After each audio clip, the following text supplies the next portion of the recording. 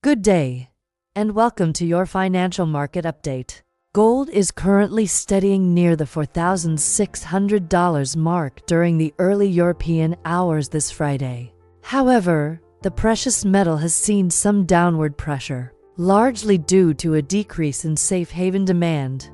This shift in market sentiment comes as geopolitical risks in Iran have temporarily eased, following signals from U.S. President Donald Trump that he may delay military action. From a technical perspective, the daily chart for XAUUSD shows the pair trading within a developing ascending wedge. This pattern often indicates that the upside momentum is fading, and it raises the risk of a bearish reversal if prices break below the lower trend line. Looking at key levels, the immediate resistance appears at the record high of $4,643. A break above this could see prices challenge the upper boundary of the ascending wedge around $4,660.